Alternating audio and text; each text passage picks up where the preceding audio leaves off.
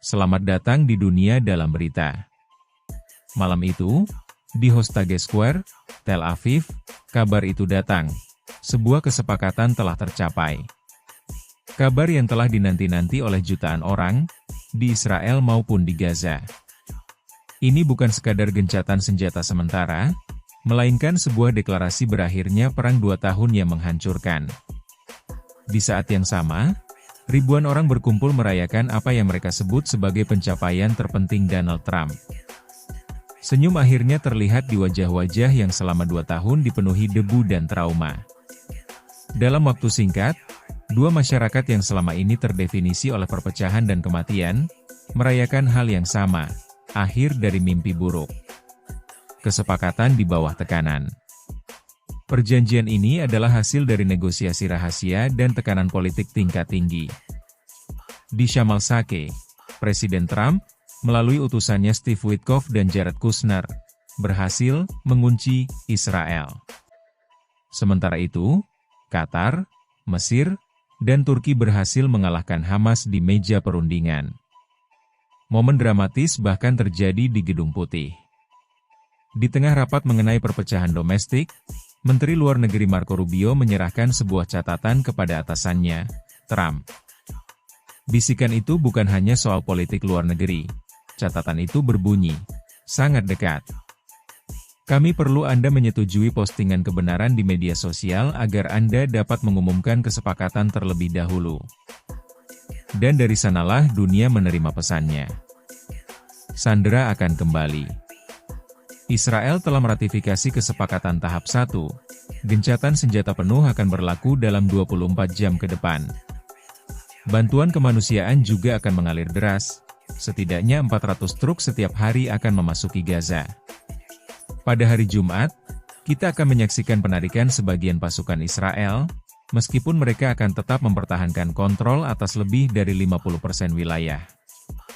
Puncak dari tahap 1 ini, pembebasan sandera Hamas pada hari Senin, diiringi dengan pembebasan ratusan tahanan Palestina oleh Israel. Ini adalah akhir pekan penuh gejolak emosi bagi keluarga di seluruh Israel. 48 sandera, 20 diantaranya masih hidup, akan kembali. Pada saat yang sama, keluarga Palestina juga menanti kepulangan orang-orang yang mereka cintai. Kisah di balik jeruji dan reruntuhan. Wartawan kami, Porrick O'Brien, berbincang dengan Horn, ayah yang memiliki 2 putra di sandera. Salah satunya dibebaskan pada Februari, tetapi putranya yang lain, Ethan, akan dibebaskan akhir pekan ini.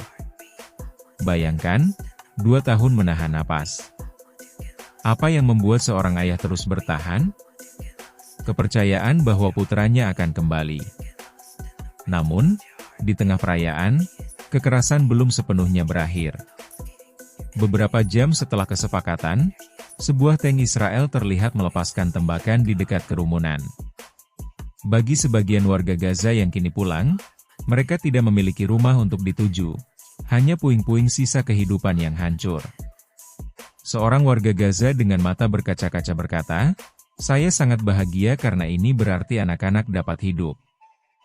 Ini bukan untuk orang dewasa. Kita sudah lama mati."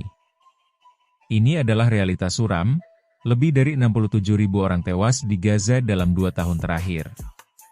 Tidak ada pemenang dalam konflik ini, yang ada hanyalah penyintas. Menguap peran Netanyahu dan masa depan Gaza. Kami juga berbicara dengan mantan Perdana Menteri Israel, Ehud Barak, yang merupakan bagian dari gerakan yang mendesak Trump untuk menekan Israel agar mengakhiri perang. Barak tidak ragu. Secara praktis, Hamas adalah organisasi militer yang telah dikalahkan lebih dari setahun yang lalu. Kampanye baru-baru ini di Gaza, kami menyebutnya perang penipuan. Barak memuji Trump atas kemauan politik untuk memerintahkan Netanyahu untuk mengakhirinya. Lebih jauh, Barak yakin bahwa Perdana Menteri Benyamin Netanyahu harus mengakhiri peran bersejarahnya setelah perang ini. Ia memperkirakan tuntutan pertama masyarakat adalah membentuk Komite Penyelidikan Nasional yang akan menyelidiki segalanya, sebelum, selama, dan setelah 7 Oktober.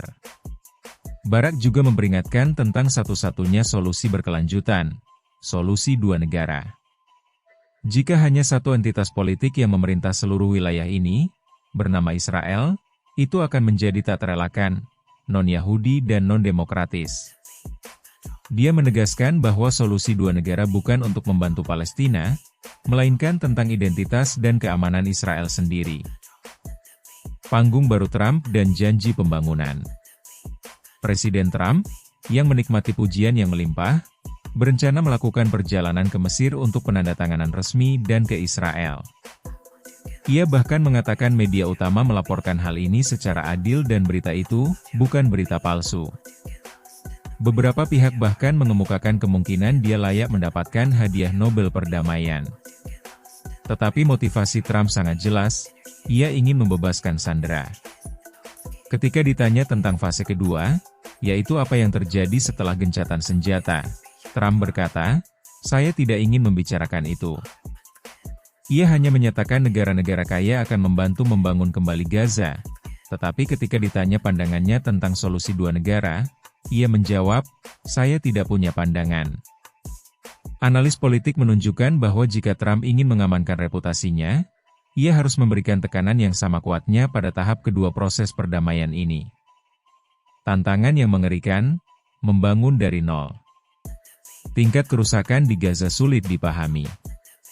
Pasukan Israel dikatakan telah menjatuhkan lebih banyak bahan peledak di Gaza daripada total yang dijatuhkan di London, Dresden, dan Hamburg jika digabungkan dalam Perang Dunia Kedua. Gaza telah hancur menjadi reruntuhan. Lebih dari 90% rumah telah rusak atau hancur. Kota seperti Han Yunis rata dengan tanah. Diperkirakan ada 61 juta ton puing yang membutuhkan waktu bertahun-tahun untuk dibersihkan. Dubes Palestina untuk Inggris, Hussam Zumlot, menekankan bahwa kehancuran ini menuntut bantuan terbesar dalam sejarah modern. Ia juga menegaskan bahwa begitu pasukan pendudukan Israel mundur, kendali penuh harus diserahkan kepada Lembaga Nasional Palestina yang sah, seperti PLO dan pemerintah Palestina. Zumlot juga menanggapi seruan Trump untuk mengakhiri lawfare terhadap Israel, yaitu penggunaan pengadilan. Ia tegas, proses ini independen. Kereta telah meninggalkan stasiun. Akuntabilitas menjadi penting.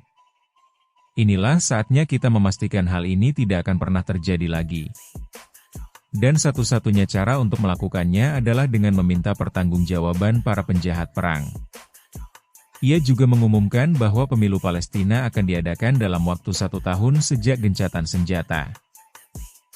Meskipun lega dan harapan rapuh memenuhi wilayah tersebut, diskusi yang sulit dan bahaya pertumpahan darah baru masih menghantui. Kita telah mencapai titik balik yang monumental, di mana ribuan nyawa diselamatkan dan sandera akan kembali ke rumah. Tapi, kesepakatan ini hanyalah tahap pertama.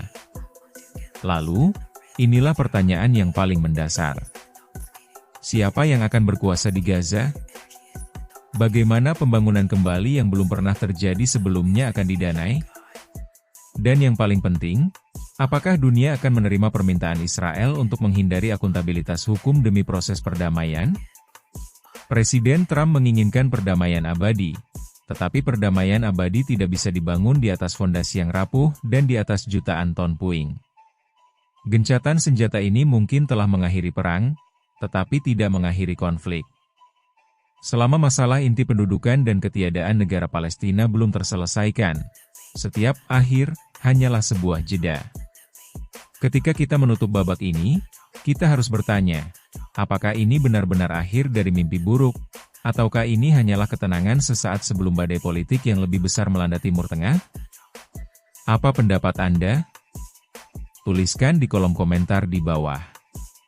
Apakah kesepakatan ini akan bertahan, ataukah hanya akan menjadi catatan kaki lain dalam sejarah konflik tanpa akhir?